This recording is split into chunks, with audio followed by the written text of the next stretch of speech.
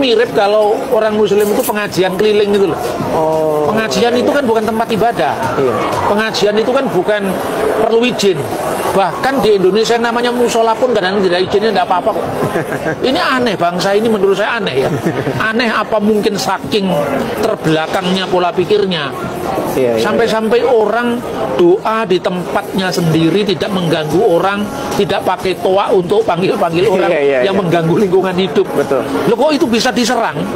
Dan saya katakan, menurut saya ini bukan sekedar perusakan tempat ibadah, karena ini bukan tempat ibadah, atau ini bukan sekedar perusakan properti pribadi. Ya, secara perbuatan yang dilakukan oleh para perusak ini memang merusak fasilitas rumahnya orang, tapi ada motif agamanya. Ini yang mungkin harus dilihat ya. Karena apa? Ada penurunan salib yang saya lihat dari video itu, dari jendela. Setelah itu kemudian dipukul-pukul, kemudian didobrak, kemudian bunyi pecahan kaca, dan ada teriakan-teriakan yang mempersekusi dengan kekerasan. Tapi itu bernuansa agama. Ini dulu yang harus diselesaikan akarnya. Kalau sekedar Anda melakukan perusakan fasilitas orang, ya sebetulnya ganti ruginya sebatas kerugian finansial kan. Tapi kalau ini kerugian bukan hanya finansial. Yang pertama, ini mengandung delik yang menyangkut penghinaan terhadap martabat agama yang diakui di Indonesia, yaitu Kristen.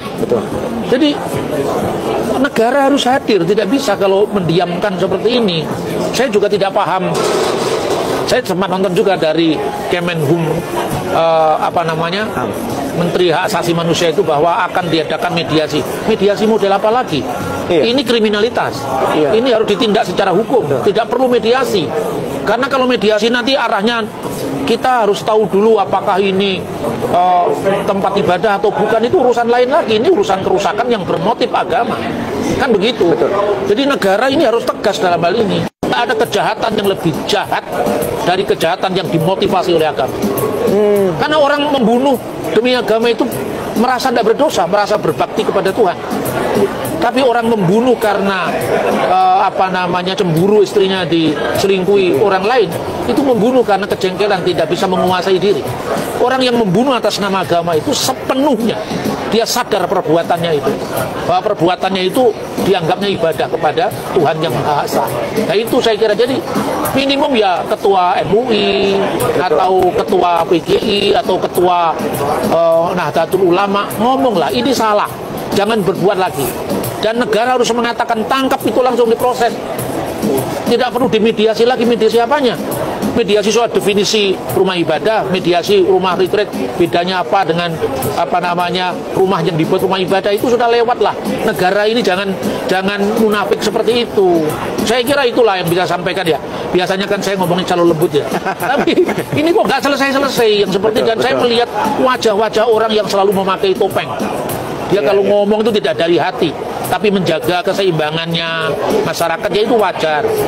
Orang berpikir seorang anggota dewan jaga konstituennya, karena konstituennya kebanyakan penganut agama tertentu, ideologinya keras, dia tidak berani kalau melawan ideologi keras.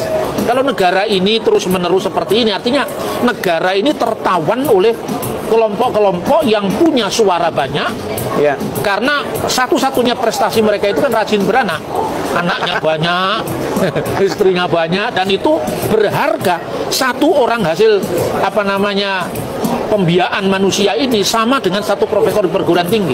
Inilah demokrasi kita. Makanya terus muncul ungkapan wani piro. Jadi artinya apa? Artinya ini demokrasi yang sudah transaksional. Mari kita jaga kualitas demokrasi kita. Jangan negara malah ikut tertawan oleh kelompok-kelompok fundamental yang suaranya keras. Tapi ya hukum yang ditegakkan. Betul, setuju. Itu saya kira. Baik Pak, penjelasan yang sangat panjang dan menarik.